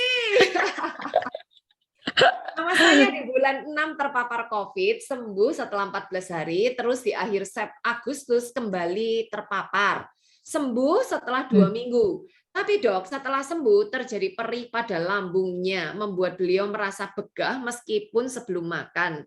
Sehingga beliau susah makan, karena nggak nafsu makan. Tetapi saya bilang harus makan, paksa makan. Jangan sampai semakin parah. Pertanyaan saya, bagaimana caranya supaya perih pada perutnya tidak sakit lagi gitu? Waduh, kalau sebenarnya kalau masalah lambung ini, kalau COVID-nya udah sembuh ya, udah nggak ada hubungan lagi sama COVID. Karena kita juga orang sehat itu kan sering ya kena masalah lambung ya, karena lambung itu sensitif, kayak kita stres, kita kurang tidur, kita banyak pikiran, mikirin nggak ada duit, itu juga stres, lambungnya juga kumat. Apa hubungannya antara nggak ada duit sama sakit perut ya? Ternyata hubungannya baik-baik saja ya dok ya? Iya, itu berhubungan. Jadi sebenarnya udah nggak ada hubungan lagi sama COVID. Nah yang kedua, edukasi aja ibunya untuk menekan stresornya. Coba diajakin ngobrol. Ada nggak yang lagi dipikirin? Ada nggak yang lagi diberatin gitu. Kayaknya terus dia mungkin dok udah lama nggak rekreasi. Iya, itu satu lagi. Anak saya aja kumat lambungnya gara-gara nggak bisa jalan-jalan. Waduh. Jadi tipsnya makan teratur. Jangan dikasih makan sekaligus banyak kalau lagi serangan. Makan dalam porsi sedikit, tapi jamnya teratur sesuai dengan pengosongan lambung. Jadi lambung kita itu kan 4 jam ya dikosongkan. Nah, jadi sebelum lambung itu kosong, udah diisi makanan. Jadi nggak sempat keluar asamnya. Terus konsumsi apa coba? Apa Bu Anggrek? Apa nih? Coba guys, kalian nih, apa nih? Apa yang dikonsumsi kalau lagi sakit mah? Itu clover honey. Aku tuh langganan dulu sakit mah. Apalagi kalau lagi nggak ada duit. Jadinya sakit mah. Cuma gara-gara konsumsi yang katanya orang mahal, kemudian ada duit, itu malah sakit mahnya minggir ya, nggak berani deket-deket tuh ya. Gitu. Nggak berani, alhamdulillah udah nggak pernah kumat lagi sakit mah. Kalau dulu aku suka guling-guling loh kalau udah sakit mah itu. Oh iya, sampai guling-guling kalau sakit iya, guling-guling, sakit banget. Ayo. Ya. By the way nih dok, tadi di awal-awal dokter kan sempat mengatakan kalau menganggap pertama kali si clover honey itu ya apa sih sesuatu yang kayaknya cuma manis gitu aja kok mahal banget. Nah, tapi setelah benar-benar kenal dan setelah benar-benar mempelajari ini supaya teman-teman yang di sini ini juga paham, emang apa sih yang rahasia daripada si clover honey ini kalau dari kacamata medis ya, supaya teman-teman yang orang awam tuh mereka pun juga pede untuk ngomong kepada para medis ataupun teman-teman dokter untuk meyakinkan bahwa clover honey itu memang super yahut, super keren gitu dok. Sebenarnya kalau untuk clover honey, aku angkat tangan. Aku nggak pernah mandang sebelah mata. Tapi kawan-kawannya itu yang aku nggak kenal, Bu Anggrek. Propoelix, Royal Jelly, Polenergy itu aku nggak kenal. Jadi aku udah pakai lama untuk clover honey itu dari 2012 buat anakku. Tadinya tuh aku dapetnya di praktek profesor guru besar aku, namanya Prof. Asnan Lelo. Mungkin kalau teman-teman di Medan kenal tuh dengan Prof. Asnan Lelo ya, yang praktek di Jalan Puri. Dan aku tuh pernah lihat dia ngasihkan ke pasien yang udah stadium akhir, yang udah terminal stage penyakitnya, madu itu. Terus aku tanya, Prof ini apa? Aku bilang gitu kan. Terus dia ngasih tahu, kalau kamu udah bingung menterapi pasienmu dengan apa, dengan obat apa, artinya dia udah nggak bisa diterapi lagi kan secara medis kan, maka berikanlah madu. Karena madu itu obat dari segala penyakit, itu ada di dalam kitab suci, katanya gitu. Nah, waktu itu aku masih muda banget kan, ya kita yang muda-muda nih, males minum vitamin, males minum madu, semua juga males makan buah, males ini, males itu gitu kan. Sampai aku nikah, terus lahir anakku yang pertama, dia punya riwayat demam kejang. Demam kejang 2012 tuh di awalnya pertama kali dapat kejang. Terus berulang kan, usia 10 bulan kejang, demam. Usia 14 bulan kejang lagi pas demam. Usia 18 bulan sampai aku mau berangkat prajabatan itu kemarin, 1 hari sebelumnya dia kejang lagi di situ. Akhirnya aku kehabisan akal kan. Asal dia udah demam itu udah siap-siap tas loh mau berangkat ke rumah sakit gitu kan. Padahal hanya demam tapi kita sepanik itu gitu. Akhirnya aku ingat madu clover honey itu, terus aku cari-cari di mana belinya. Terus aku kasih ke dia. Nah, rutin kan campur air sama vitamin anak. Waktu itu aku lupa apa namanya tuh. Apa ya vitamin anak tahun 2012? Sudah ada belum ya di HDI? Lupa. Oh, honeybee pollen. Honeybee pollen kan. Akhirnya dia udah nggak pernah demam, bahkan nggak pernah demam loh teman-teman sampai usianya 5 tahun. Nah, pernah aku pas usia dia 3 tahun, aku berhenti, aku cobain madu lain yang nggak mahal. Ya. Akhirnya apa? Nggak mempan, anakku tuh nggak mempan. Jadi sejak itu aku cuman di pikiranku ini madu sultan, udah selesai sampai situ. Ini madu sultan, cuman inilah mungkin yang dia cocok dan mungkin inilah yang harus aku sisihkan dananya buat dia gitu kan. Sampai aku kena COVID itu yang tahun 2020 November. Nah, di situ kan aku ketakutan banget tuh. Terus aku ingat lagi ke Prof. Asnan, udah lama nggak nyimpen clover honey di rumah karena dia udah besar, sekarang udah 10 tahun kan. Jadi, aduh aku cari dulu deh. Terus aku baca teman-temannya yang lain, semua Propoelik, Royal Jelly, Polenergy kan. Apa kandungannya, apa isinya. Terus dia ternyata udah masuk MIMS. Daripada aku minum apa tuh obat Cina itu loh, apa Lianhua itu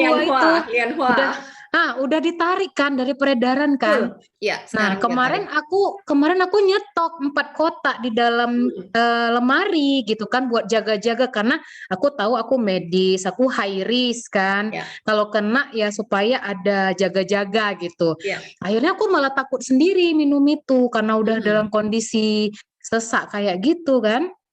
Akhirnya setelah aku baca itu dan aku yakinin masuk MIMS, aku konsumsi. Setelah 3 hari hilang semua gejalaku, Bu Anggrek. Wow. Alhamdulillah, cuman waktu itu yang bertahan anosmia, yang nggak bisa mencium.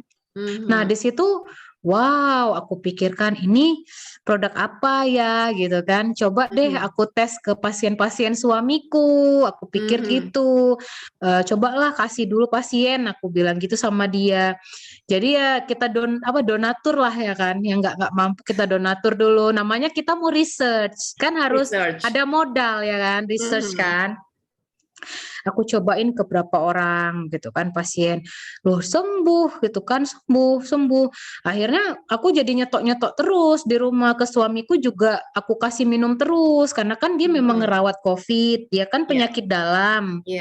Jadi setelah 10 pasien, aku yakin sama produk ini gitu. Ini nggak sembarangan gitu kan, daripada aku vitamin C, kumat lagi asam lambung. Ya kan vitamin C itu kalau high dose dan pemakaian jangka panjang, efek sampingnya itu asam lambung kumat. Habis itu infeksi saluran kemih. Nah, itu resikonya ISK dia. Jadi akhirnya aku putusin switch ke herbal. Jadi aku nggak pakai vitamin C lagi gitu kan.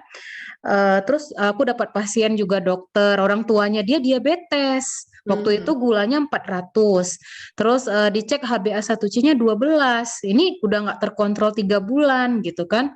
Aku nggak tahu dia dapat nomor HP-ku dari mana, dokter puskesmas di Cirebon. Terus aku treat ibunya dia gitu.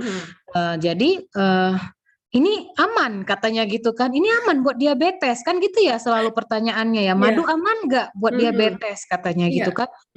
Aku karena udah baca kan, jadi memberanikan diri aja, padahal waktu itu aku belum pernah nge-treat pasien diabetes, masih yang biasa-biasa gitu kan. Aman dok, insya Allah aman. Aku bilang karena ini madu, ini bukan glukosa, ini bukan golongan glukosa, ini golongannya sukrosa. Aku bilang gitu sama dia. Terus akhirnya dia treat.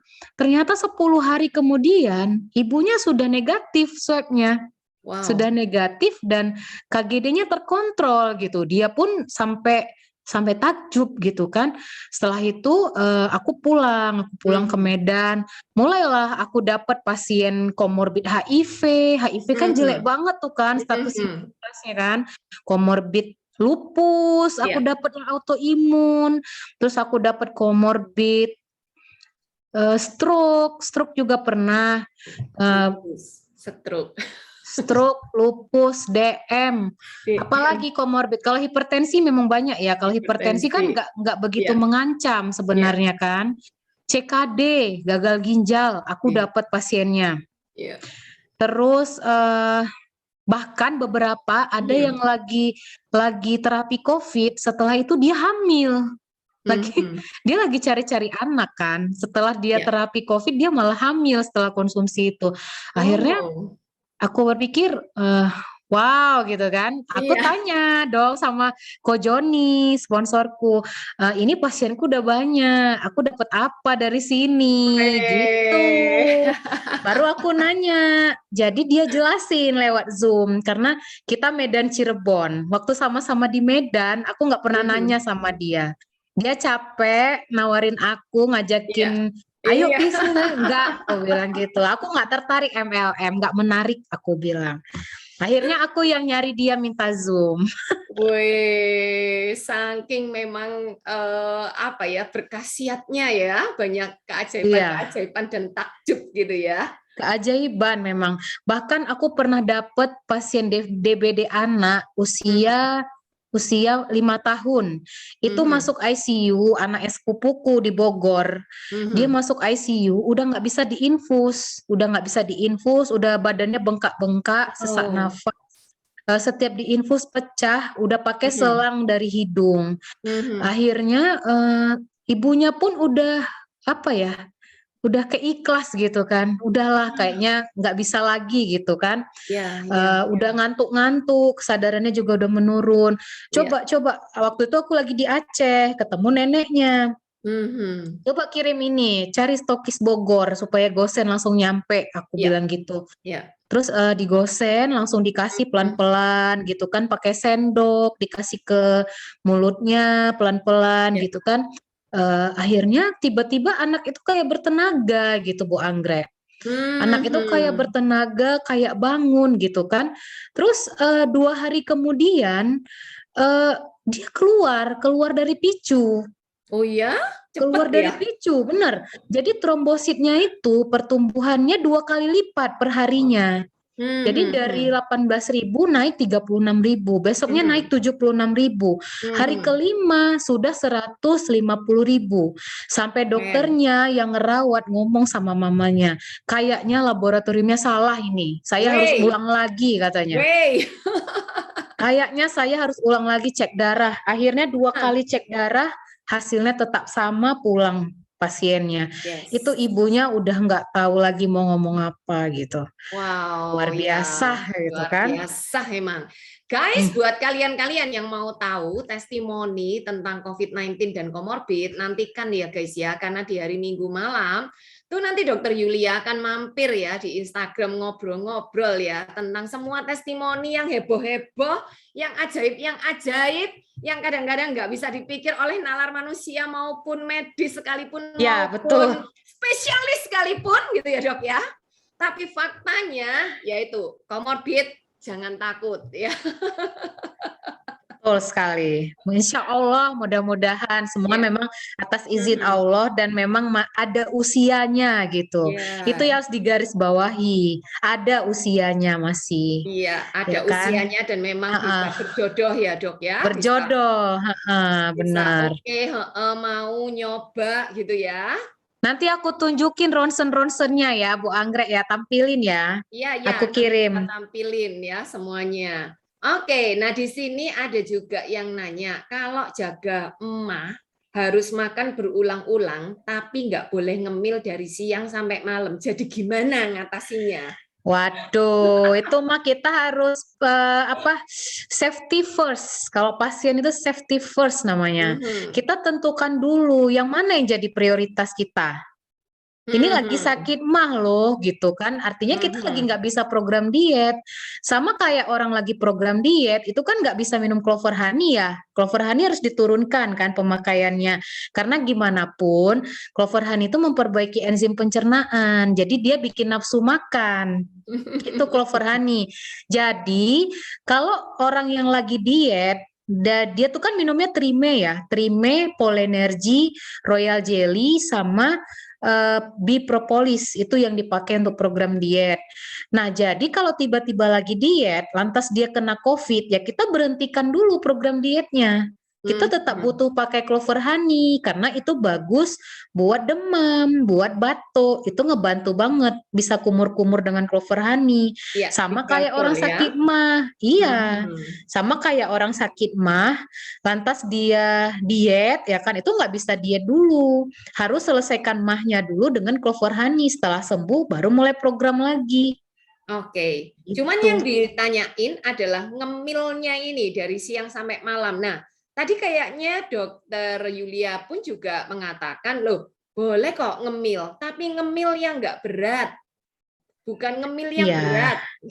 Kalau pasien mah itu kan memang harus makan 4 jam sekali, saya bilang mengikuti pola pengosongan lambung tadi. Tapi porsinya kecil, jangan pura-pura mah makannya 1 piring terus.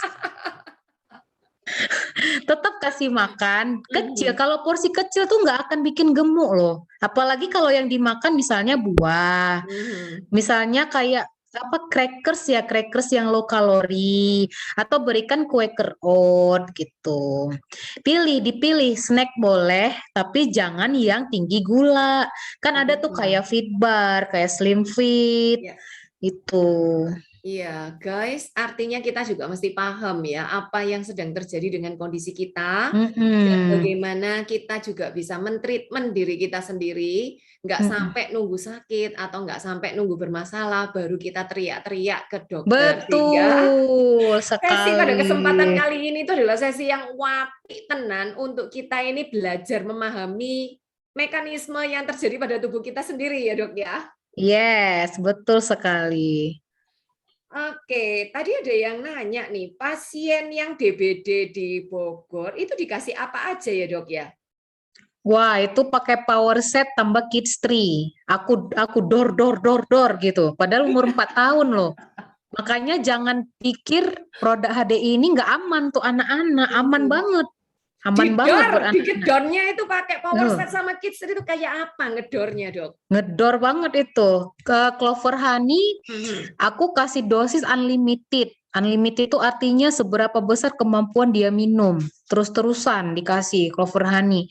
Terus Propoelix 3x1, Royal Jelly 3x1, Pollen 3x1, Kids Tree-nya juga 3x1. Wow, guys. Aku kasih gitu. Royal Jelly 3x1, Pollen ini Polenergy ya dok? Polenergy bukan honeybee pollen, Polenergy. Karena Polenergy anak 5 tahun 3x1, karena silakan dok. Karena kebutuhannya kalau sedang inflamasi seluruh tubuh kayak gitu pasti gede banget. Beda dengan anak-anak yang lagi kondisi sehat atau cuma demam doang, nggak segitu ngasihnya. Tapi kalau DBD dengan shock, itu inflamasinya udah seluruh tubuh. Jadi kita butuh dosis gede banget untuk memerangi itu gitu. Jadi jangan Artinya, takut. artinya kalau dalam kondisi yang seperti itu adalah sesuatu yang urgent, seperti yang dokter sempat nanya ke Prof. Asnan, benar nggak? Yang kasusnya itu udah kayak gini, udah kayak ada banyak pihak-pihak yang udah mau nyerah, ya udah langsung aja kita genjot ya dok ya, karena ini adalah nutrisi gitu kan dok, meskipun usia 5 tahun. Yes, karena itu nutrisi beda sama obat. Kalau obat overdosis itu akan menumpuk di jaringan kita dan dia akan menimbulkan efek efek samping toksik ya kan. Obat itu adalah racun kalau tidak sesuai indikasi. Beda dengan nutrisi. Kalau nutrisi kita berikan berlebihan, tidak perlu khawatir dikeluarkan lagi dari tubuh. Tuh. Paling ya kekhawatirannya kantong bolong itu aja. Cepet habis. Iya, tapi tidak ada ceritanya kantong bolong kalau juga jalanin bisnisnya dia. Iya dok ya. Iya. Malah dapat macam-macam bukan kantongnya bolong ya kan, tapi butuh kantong yang lain untuk nampung gitu ya. Iya benar. Tapi kayak sepupuku itu dia udah nggak mikir duit lagi. Kalau ada perlu 100 juta pun keluarkan. Biasanya kayak gitu kalau udah sifatnya life saving ya, kita mengejar nyawa gitu. Betul. Oke. Ini ngobrol tentang mutasi yang disebut sebagai COVID-mu. Yang resisten terhadap vaksin harus minum apa ya dok ya untuk mencegahnya? Karena kalau ngomong tentang resisten terhadap vaksin sampai hari ini juga belum ada penelitian sih. Iya, belum ada penelitian tentang virusmu karena belum masuk juga ke tempat kita, kan negara kita gitu ya. Tunggu datang dulu dia baru dah apa ini gitu. Jadi intinya semua penyakit yang disebabkan oleh virus itu self-limited disease. Dia sembuh dengan daya tahan tubuh yang baik. Maka tadi aku bilang di slide, teman-teman harus percaya diri dengan daya tahan tubuhnya. Minumlah Propoelik secara rutin. Jangan tunggu sakit. Itu aja. Sama polenergi ya, kalau aku semua sih aku minum 4-4-nya, makanya efeknya ke kulit juga gitu. Tuh Bu Anggrek tuh lihat tuh. Emang kenapa tuh lihat Bu Anggrek. Coba tebak tuh berapa umurnya itu. Aku aja ngikutin Bu Anggrek. Wah. Kinclong terus. Umur 27 tahun nggak pernah nambah dok, karena tadi ya konsumsi produk-produk HDI.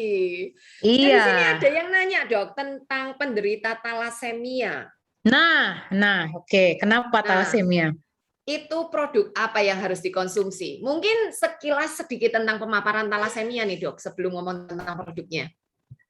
Talasemia itu aku punya testimoninya. Tanteku di Banda Aceh, dia kena talasemia minor.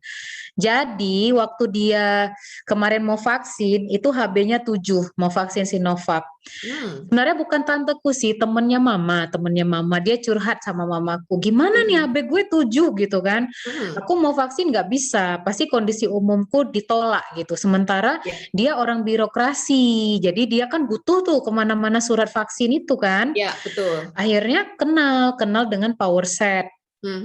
Dia minum itu loh teman-teman, 1 bulan HB-nya naik 10, tidak ada konsumsi suplemen lain. Nah jadi bulan lalu kan dia tuh vaksin Sinovac ya kemarin, ini bulan lalu dia vaksin Moderna, talasemia loh.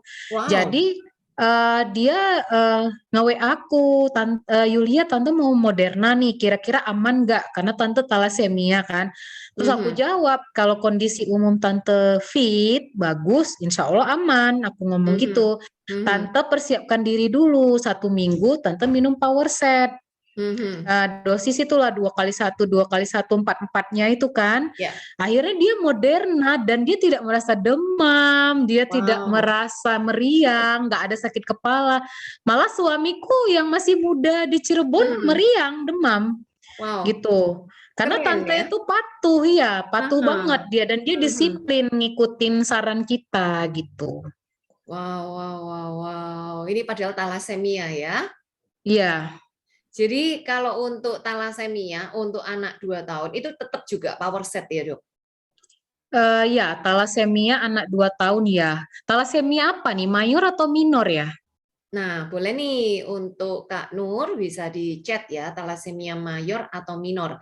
Nah, Hmm, si ibu yang di Aceh, si tante itu emang talasemia minor minor. dari keluarga, keturunan. Iya, kalau talasemia itu diturunkan. Kalau mayor itu lebih berat. Biasanya dia nggak bertahan lama pasiennya. Iya. Tapi kalau dia cepat kenal power set, Mhm. ya keajaiban. Karena aku banyak banget dapat keajaiban di HDI ini. Mhm. Bahkan Mhm. pasienku ada yang lumpuh, udah vonis lumpuh total, itu bisa Mhm. jalan. Bisa jalan loh. Thalassemia, Bukan, lumpuh total. lumpuh Jadi total. ya, jadi kalau ada talasemia mayor, lantas dia bertahan, ya itu mukjizat. Ya, Mukjizat kalau pakai HDI-nya cepat ya mungkin kenalnya. Tapi ya. kalau minor sampai dewasa bisa nggak ketahuan memang, cuman HB-nya turun secara gradual gitu. Mhm. Sedikit-sedikit turun, turun, turun. Nah, itu minor. Kalau mayor itu berat gejalanya. Oke, oke. Nah, Nah, di tapi sini nggak mungkin mhm. ya kita kita perjuangkan dengan HDI itu nggak ada yang nggak mungkin gitu. Wow, guys, nggak ada yang nggak mungkin kalau kita Mm-mm, perjuangkan dengan HDI. Toh yang lumpuh pun juga akhirnya bisa terbantu. mm-mm, Dicoba aja, karena aman kok, aman ya. Yang ngomong aman mm-mm. bukan saya, Dokter Yulia. Betul, Dok? Yes, betul sekali. Oke, Dok, ini loh ada yang nanya tentang SLE. Tapi sebelum ngobrol tentang SLE, ngomong-ngomong kalau tentang talasemia, perlu nggak sih pakainya Propoelik Plus bukan Propoelik? Enggak sih, dia bukan keganasan kecuali leukemia. Kalau Mhm. leukemia itu pakainya plus. Itu si Dokter Mahmudah ada itu pasien leukemia itu. Lagi treat, dia sekarang udah berhenti transfusi sejak pakai power set. Udah berhenti. Propoelik set, Power set. Propoelik plus set. Propoelik Plus set. Ya, Iya, tapi yang isi 30-nya dibuang ya, diganti Polenergi karena kan udah ganti paketnya sekarang. Yang Propoelik plus. ya. Heeh. Oke. Karena itu multivitamin, ada kandungan zat besi di dalam Polenergi itu. Jadi Mhm. itu mengcover untuk HB yang rendah. Ya, Mm-mm. ya. Nah, ini yang nanya SLE nih. Dengan konsumsi Propoelik bisa dibantu ya? Bisa, aku ada 2 pasiennya. Kemarin kena Hmm. COVID, dia minumnya plus, Propoelik plus. Karena kalau kan itu sering ya muncul pertanyaan, apa enggak bahaya kita berikan Propoelik yang katanya bisa meningkatkan sistem imun. Jadi Propoelik itu bukan meningkatkan sistem imun, dia Mhm. imunomodulator. Itu Mhm. beda dengan imun booster. Imun booster dengan imunomodulator itu beda. Kalau imunomodulator itu dia menyesuaikan. Kalau orang yang imunitasnya jelek, maka dia Mhm. tingkatkan. Tapi Mhm. kalau ada orang yang imunitasnya berlebihan sehingga menyerang Mhm. dirinya sendiri, itu Mhm. ditekan sama dia. Itu Mhm. bedanya imunomodulator. Modul Mhm. ya, dia Mhm. mengontrol gitu. Oke. Aku dapat pasiennya dan kemarin dia saturasi 90. Itu dibawa ke rumah sakit. Aku sarankan dia ke rumah sakit Gunung Jati. Karena aku bilang, "Mbak, itu saturasi kamu rendah. Aku nggak berani juga kalau kamu isolasi di rumah, nggak ada pemantauan gitu walaupun pakai produk." Itulah ya kita dokter ya. Mungkin awam lebih bisa berani daripada dokter gitu kan dengan Mhm. kepercayaannya pada herbal. Kalau aku Mhm. kan masih pegang medis ya, Ya. saturasi di bawah 95 harus ke rumah sakit. Nah, Mhm. si Mbak ini dia memang pergi ke rumah sakit. Ya. Rupanya sampai ke rumah sakit, depannya meninggal, sampingnya Oke. meninggal, stres dia. Ah, akhirnya. Stres. Akhirnya dia pulang dan dia nggak bilang-bilang sama aku dia pulang. Oh. Dia cuman cerita sama upline-nya. Upline-nya itu di downline-ku gitu kan. Dia Mhm. masuknya dari Mbak yang ini. Aku kabur, aku pulang paksa. Aku nggak tahan lihat di pasien di IGD itu pada meninggal deket-deket aku gitu kan. Nah, dia nggak cerita sama aku. Mungkin takut aku push juga suruh balik ke rumah sakit gitu Ya. kan. Akhirnya dia setelah negatif baru dia cerita sama aku, "Dok, maaf ya dok, punten ya dok, aku kemarin pulang dok," katanya gitu. "Aku nggak sanggup ngelihat kenyataan kayak gitu di depanku, lebih bagus aku isolasi di rumah," katanya. Dan dia negatif loh, dia sembuh dengan itu. Aku alhamdulillah banget ya Allah gitu kan, dia selamat dengan saturasi 90 kayak gitu. Iya, Allah masih sayang ya sama dia ya. Iya, masih sayang sama dia sampai sekarang masih ngobrol terus ini. Wow. Oke, ngobrol lagi nih tentang talasemia. Di mana Mm. ini minor, transfusi tiap bulan. Boleh, kita coba ya, namanya ikhtiar. Ini kan nutrisi ya teman-teman ya. Jadi perhatikan saja HB-nya. Saya rasa nggak bisa langsung lepas, dia butuh waktu. Ya, kalau pasien itu infeksi ini kan prosesnya cepat ya. Ada gejala awal, lalu tiba-tiba naik titer antibodinya, baru sembuh cepat. Kan itu infeksi. Beda dengan penyakit kronis, diabetes, talasemia, kanker, asam urat. Itu jangan harap sembuh dengan cuma minum 1 paket. Baru minum 1 bulan kok nggak ada perbaikan, katanya gitu. Ya iya, kamu kena penyakitnya udah berapa lama?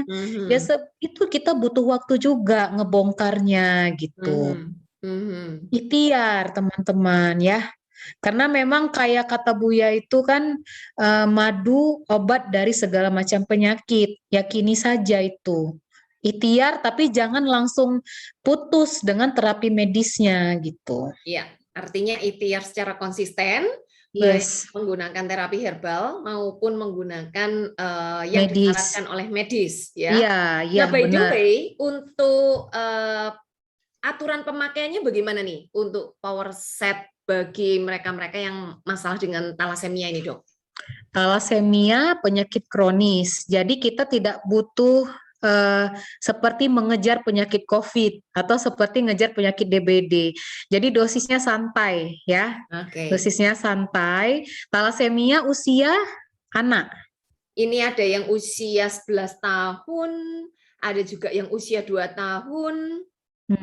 Kalau yang usia 2 tahun itu pakai dosis anak aja. Clover honey-nya 3,5 sendok makan, cairkan dalam air putih. Saya suka ngasih gitu biasanya ke anak saya. Saya nggak pernah ngasih madu pekat, jarang. Terus Propoelix Plus. Dokter Mahmudah tuh kemarin pakai plus dia ya ke anak ya. Kalau saya ke tante yang di Aceh itu pakai yang biasa, Propoelik biasa, itu 3,5 kapsul kalau untuk anak-anak. Royal Jelly-nya 3 kali 1 sendok takar, Polenerginya 3 kali 1 tablet, karena dia butuh zat besi di dalamnya. Kalau yang 11 tahun, berat badan di atas 30 kilo, pakai aja dosis dewasa. Semuanya 3 kali 1. Wow, keren ya. Royal Jelly-nya udah langsung kasihnya 3 kali 1. Anakku juga yang 2 tahun minum Royal Jelly, Bu Anggrek. Nggak apa-apa tuh. Iya.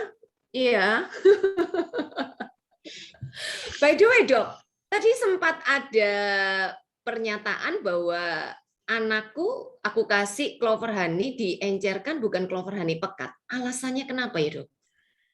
Aku ini sih, Kak, gimana ya, aku nih nggak mau mengenalkan rasa manis yang terlalu cepat sama anak. Karena dia minum yang encer pun, dia suka makan es krim sekarang. Doyan sama es krim.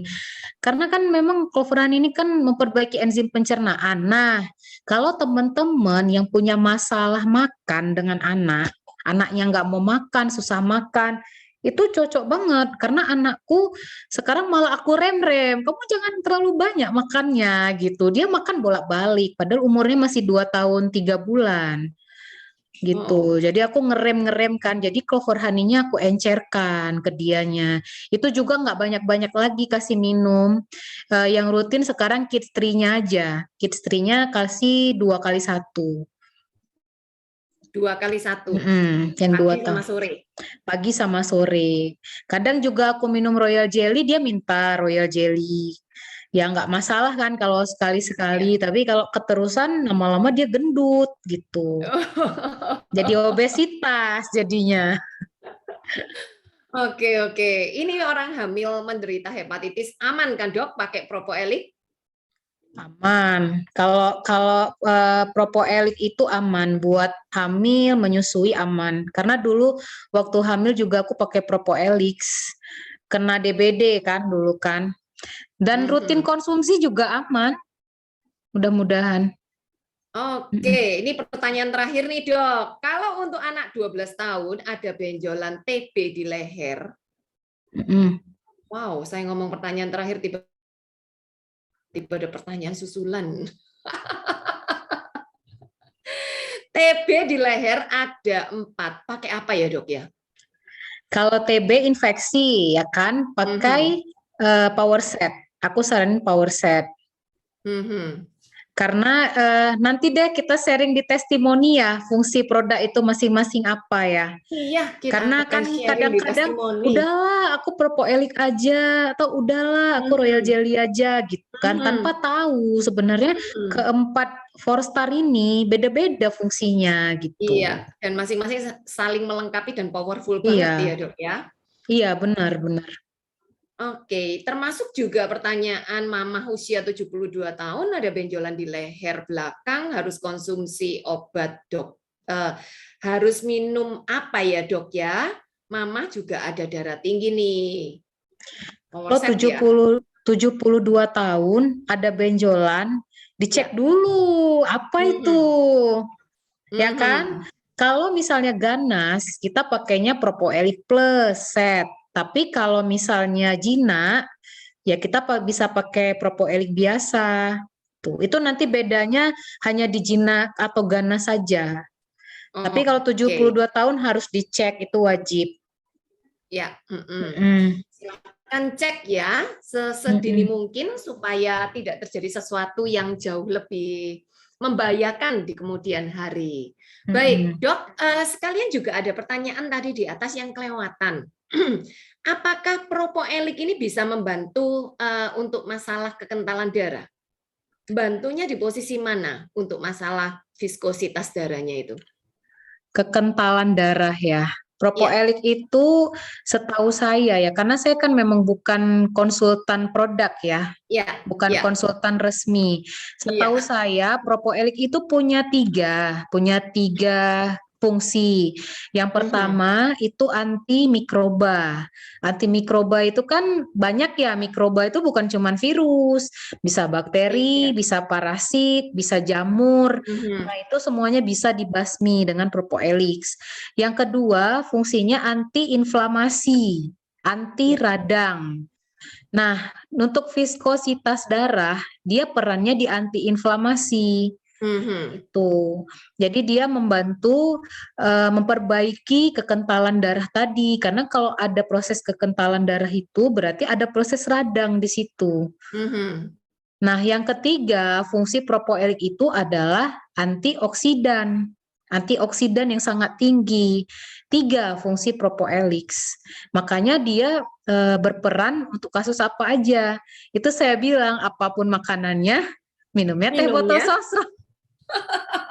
Apapun penyakitnya, obatnya power set. 4-star. Nah, itu ya. Apapun penyakitnya, ternyata, wah, Dokter Yulia udah ngomong nih, obat nih. Itu padahal yang itu harus makanan, tapi ternyata obat nih. Kalau buat saya, ini ada tambahan dari Dokter Slamet. Ya, kalau buat saya sekarang udah jadi obat, karena obat kan pengertiannya kan menghilangkan gejala ya. Saya tuh udah jarang banget ngasih anak saya obat. Gimana itu ya, Bu Anggrek ya? Kemarin anak saya apaan nih? Kemarin anak saya mencret sampai 20 kali terus demam. Nah, saya tuh nggak punya stok paracetamol, nggak punya stok zinc di rumah. Jadi saya kasih clover honey sama propoelik. Kemalaman saya rawat, saya kasih minum, terus saya encerkan untuk kebutuhan cairannya juga kan. Terus paginya masih agak anget, tapi saya beli Praxion sirup ke apotik. Tapi mbaknya yang di rumah masih terus ngelanjutin Clover Honey. Saya sampai ke rumah, udah berhenti demamnya. Akhirnya obatnya nggak kepake. Gimana dong? Mencretnya juga udah berhenti. Mencretnya turun jadi 8 kali. Tapi saya akhirnya ngasih bantu dengan Oralit. Saya bantu Oralit supaya nggak sampai rawat kan. Besoknya udah berhenti total. Jadi saya wow, keren-keren ya. Ini dokter nggak pernah nyetok obat nih guys. Jadi buat kalian-kalian yang masih nyetok obat, itu artinya kalian pun juga masih belum percaya ya, gitu ya. Karena sering kali dok, nggak sedikit loh, karena ini masih banyak yang nanya, nggak ada masalah ya guys ya. Kita pun juga akan kembali nanti di hari Minggu, nanti dokter Yulia akan menceritakan nih betapa dahsyatnya polen, propolis, atau propoelik, royal jelly, dan clover honey di hari Minggu malam. Nah guys, simpan dulu pertanyaan kalian, kalaupun ada sesuatu yang memang benar-benar urgent, dari HDI sendiri itu ada yang namanya konsultasi dokter ya, karena menyediakan konsultan medis. Dan ada banyak banget ya medis yang ada di HDI ini ataupun di grup-grup kalian langsung bisa menanyakannya. Baik, terima kasih buat Dokter Yulia yang udah share dari awal sampai akhir. Dan ada banyak keyakinan-keyakinan yang bisa kita petik dan ada banyak pengetahuan-pengetahuan yang bisa kita tambahkan ke dalam diri kita supaya kita ngerti ya ke depan-kedepannya harus seperti apa. Tapi sebelum udahan, boleh nggak dok kasih pesan-pesan nih buat teman-teman karena berkaitan dengan comorbid COVID yang ternyata di sebelah saya ini tuh ya sudah banyak orang-orang yang mulai mengarah ke sebelah saya seperti ini. Dan kalau dilihat dari historicalnya ada yang namanya third wave juga, dan kita juga harus siap-siap meskipun tetap harus waspada. Nih, boleh kasih closing statement-nya dok, silakan. Nah, buat teman-teman yang memiliki komorbid, itu rutinkan minum produknya. Kita harus sedia payung bukan sebelum hujan, tapi pada saat panas. Ya, pada saat panas kita sedia payung dulu. Iya benar, supaya nggak kena flek mukanya ya dok. Iya benar, jadi jangan tunggu mendung. Kalau orang kan sedia payung sebelum hujan ya, kita masih panas pun udah pakai payung ya. Jangan nanti kalau masih mual saya kok, tunggu 1 hari, 2 hari. Jangan biarkan COVID bereplikasi di tubuh kita. Kenali gejalanya. Yang tadi yang saya sampaikan itu. Mudah-mudahan angka kematian pasien-pasien komorbid bisa semakin menurun. Bisa ya berita-berita duka bisa semakin kita kurangin ya teman-teman ya. Terus masalah obesitas benar-benar diperhatikan. Itu butuh motivasi yang sangat besar dari diri kita masing-masing. Ya. Jangan terus tergoda. Wow, burger, wow, McD, wow ini. Jangan boleh tapi dibatasi. Karena itu juga untuk hidup yang jangka panjang, hidup yang lebih baik. Karena kita kalau bisa selama hidup sehat. Mudah-mudahan juga saya sehat terus gitu ya. Oke, semangat. Bukan cuma sekedar mereka-mereka yang hari ini sehat saja, kita mau juga doakan buat mereka-mereka yang mempunyai masalah, mereka pun juga bisa segera sehat, segera pulih, karena kita masih tetap harus menjalankan kehidupan kita. Dan kita juga mau doakan kepada dokter-dokter yang bertugas di rumah sakit, meskipun kondisi daripada pasiennya udah menurun drastis, tetap juga harus pasang pengaman supaya sehat terus. Guys, buat kalian-kalian supaya sehat terus, buat kita semua supaya sehat terus, yuk. Saya mau share sedikit ya, apa nih yang di-sharekan? Yang di-sharekan itu adalah, wow, apa ya? Cuman kurang beberapa jam lagi nih, kalau ini jam 9 WIB, artinya 10, 11, 12, 3 jam lagi akan dibuka ya guys. Akan dibuka apa? akan dibuka promo Propoelik, di mana untuk promo Propoelik kalau untuk harga normalnya itu adalah 1.877.000, untuk harga region 1 1.499 saja. Wah, kalau kayak gini nih Dokter Yulia, ini kira-kira gimana? Borong atau borong pakai pol ya, bawa keranjang ya Dok ya? Dibatasi nggak satu ID tuh? Kan satu set. Benar, dibatasi satu ID. Makanya kita pun juga harus masukkan banyak-banyak rekan kerja baru supaya mereka pun juga bisa menikmati promo yang sama gitu ya Dok ya? Yes, betul sekali. Oke Dok, sebelum ditutup nih Dok, mau nanya, emang sebetulnya Propoelik ini murah atau murahan? Atau memang benar-benar murah karena hasilnya memang benar-benar nyata? Silakan Dok. Iya. Kalau menurut saya manfaatnya besar sekali. Itu nggak sebanding sih dengan harganya. Ya mungkin buat kita-kita yang masih sehat, ya kita masih sulit mengeluarkan uang. Padahal investasi kesehatan itu harusnya besar. Ya nggak usah yang awam. Temanku juga dokter masih mau gratisan terus gitu. Tunggu dikasih dulu. Harusnya tidak ya, karena kesehatan itu investasi. Kalau kita tidak sehat, kita nggak bisa menghasilkan. Kita tidak produktif. Jadi memang kita mencari adalah untuk sehat. Ya teman-teman. Jadi jangan pelit dengan kesehatan sendiri. Itu aja sih yang mau aku sarankan. Ya guys, jangan pelit dengan kesehatan kita sendiri, karena apa yang kita tabur itulah yang akan kita tuai. Kalau kemarin-kemarin kita udah terlalu banyak menganiaya dalam tanda petik ya organ-organ tubuh kita dengan menggelontor banyak lemak ataupun banyak gula, yuk kita ke depannya mulai lebih sadar lagi terhadap apa yang kita konsumsi. Toh nggak konsumsi sesuatu yang banyak gula ataupun banyak lemak, kita pun masih bisa ya ada alternatif pilihan yang lain. Dan kalau memang diminta untuk memilih antara sehat dan sakit, saya percaya kalian pun juga pasti memilih jauh lebih sehat dibandingkan dengan yang kemarin-kemarin. So, yuk kita jadi duta kesehatan ya untuk orang-orang yang ada di sekitar kita, sehingga pada saat kita tampil jauh lebih awet muda, kita tampil jauh lebih bergairah, kita tampil jauh lebih bersemangat, orang akan menanyakan, kenapa kamu berubah hari ini? Jawabannya adalah, karena aku bertambah makmur dengan menjalankan bisnis High Desert, plus sekalian juga mengkonsumsi produk-produknya rutin setiap hari. Terima kasih dari kami, terima kasih buat Dr. Yulia juga, terima kasih buat teman-teman yang hadir. Yuk, kalau ada yang salah-salah, mohon maaf ya lahir batin, tapi jika ada sesuatu yang memang bermanfaat dan menginspirasi, langsung guys, ini kita akan upload di YouTube dan kalian pun juga bisa men-sharekan. Dan buat teman-teman yang belum follow Instagramnya Dr. Yulia, boleh dong diajak mereka untuk follow ke Instagramnya Dr. Yulia. Sehingga kalau ada yang mau nanya atau ada yang mau nge-DM silahkan. Boleh Dok? Boleh promosi nih Instagramnya.